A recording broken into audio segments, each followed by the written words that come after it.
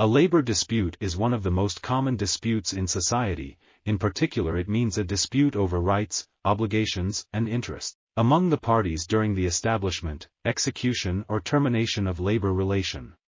A dispute between the representative organizations of employees. A dispute over a relationship that is directly relevant to the labor relation. In fact, labor disputes happen often, but there are many situations where employees often have little understanding of their rights, leading to disadvantages if the employer does not know or does not follow the law. Therefore, identifying labor disputes is very important. For employees, learning about labor law is to know their rights. Employers need to understand labor laws to ensure compliance. Both employees and employers can consult a dispute lawyer in labor to protect their rights.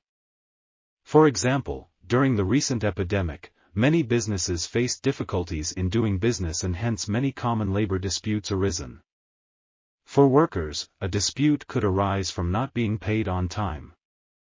Other concerns are whether there is any violations that lead to the termination of the labor contract. Has the employer carried out restructuring procedures and notified state agencies according to the correct procedure before terminating the labor contract with the employee? Does the employer have an agreement with the employee before suspending the labor contract during the pandemic? When the business is not efficient, is the employer required to pay the 13th month's salary to the employee? At present, labor disputes are classified into different types based on the object who participated in the dispute. Labor disputes between the employee and the employer. Labor between the employee and the organization that sends the employee to work overseas under a contract. Labor dispute between the outsourced worker and the enterprise.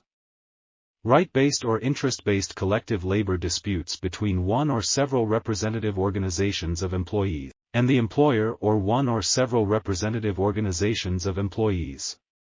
The labor dispute settlement process must follow the following principles. Respect the parties' autonomy through negotiation throughout the process of labor dispute settlement. Prioritize labor dispute settlement through mediation and arbitration on the basis of respect for the rights and interests of the two disputing parties, and respect for the public interest of the society and conformity with the law. The labor dispute shall be settled publicly, transparently, objectively, promptly, and lawfully.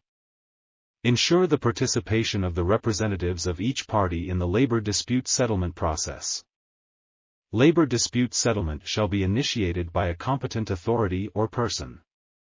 After it is requested by a disputing party or by another competent authority or person and is agreed by the disputing parties.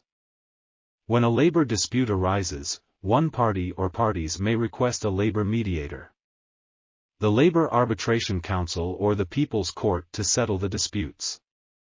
Matter on time limit is an important matter that the parties should pay attention.